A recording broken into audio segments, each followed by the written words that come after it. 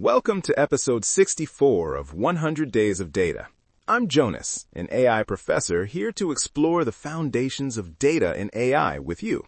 And I, Amy, an AI consultant, excited to bring these concepts to life with stories and practical insights.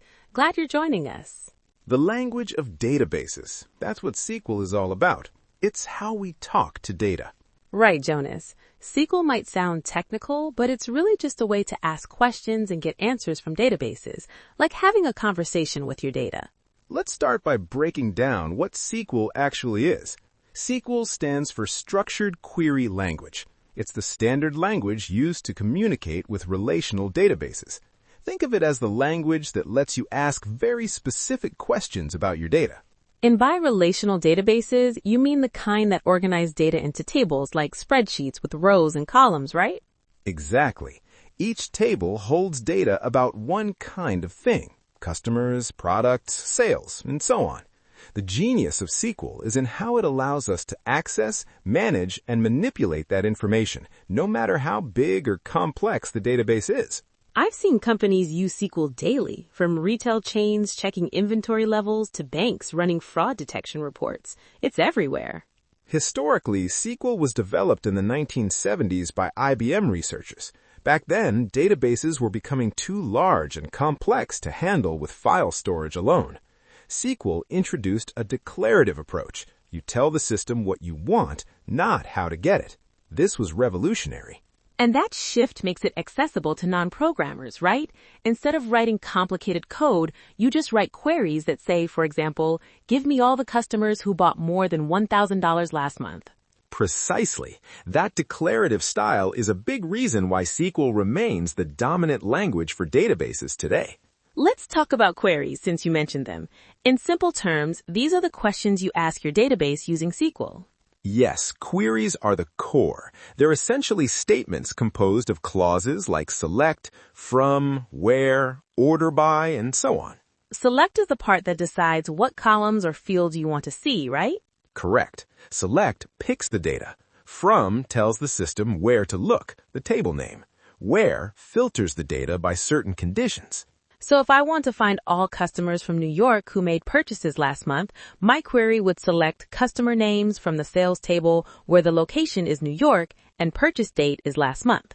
Exactly like that. It's simple syntax, but powerful. Now, in practice, the power of SQL shines with joins. Those are ways to combine data from multiple tables based on related columns. Right. A join lets you answer complex questions. For example, linking customer info with their orders or products with suppliers. I've helped automotive clients merge their vehicle maintenance records with customer purchase histories using joins to personalize offers and schedule service reminders. That's a great example.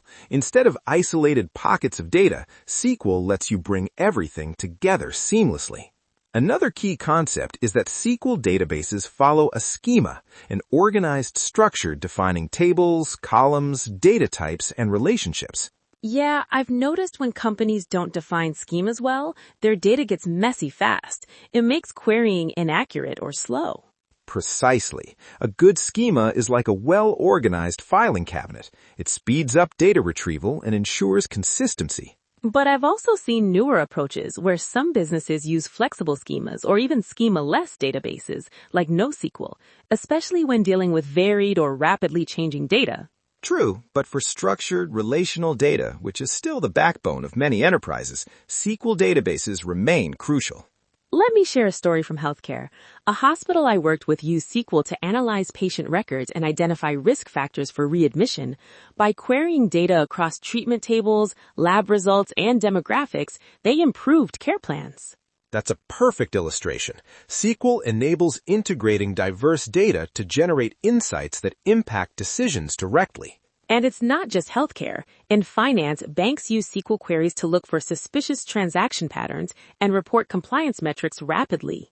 Now, while SQL is powerful, it's also very precise. Small errors in queries, like a missing where clause or a wrong join type, can lead to incorrect results or very slow execution. I've seen teams struggle when complex joins balloon query times to minutes instead of seconds, delaying business decisions. That's where query optimization and indexing come in.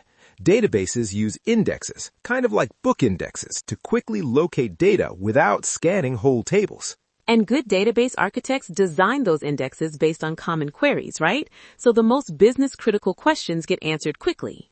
Also, something I often emphasize is SQL's role beyond asking questions. It's used to update data, insert to add new rows, update to modify existing ones, and delete when you need to remove data. Those data manipulation commands make SQL not just a read-only tool, but a full language for maintaining and evolving your data store. Exactly. When retailers update stock counts in real time or when financial systems reconcile accounts nightly, SQL is behind the scenes. For listeners wanting to become AI literate, understanding SQL is foundational. It's where data lives and how you get to it. And from the practical side, whether you want to ask your data simple questions or build dashboards that inform executives, knowing a bit of SQL will empower better conversations with your tech teams. Before we wrap up, Amy, anything you want to add about the evolving landscape of SQL and databases? Sure. These days, traditional SQL databases are combining with cloud platforms and big data tools. We see managed services like Amazon RDS or Azure SQL making it easier for companies to scale and focus on insights instead of infrastructure. And tools like SQL extensions now support querying semi-structured data like JSON, blurring lines between relational and NoSQL worlds.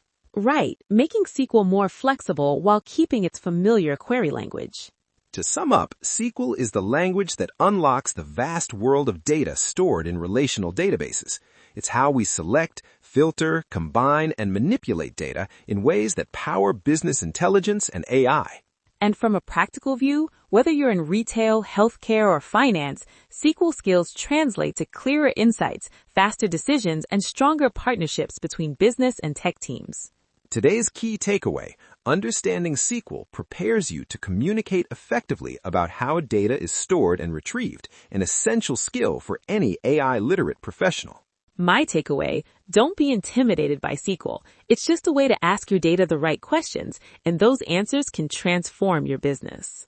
Next time, we'll explore two of the most popular data visualization tools, Power BI and Tableau, and how they turn data into decision-making dashboards. If you're enjoying this, please like or rate us 5 stars in your podcast app. We love hearing your questions and ideas, so drop us comments anytime. You might hear your story featured in a future episode. Until tomorrow, stay curious, stay data-driven.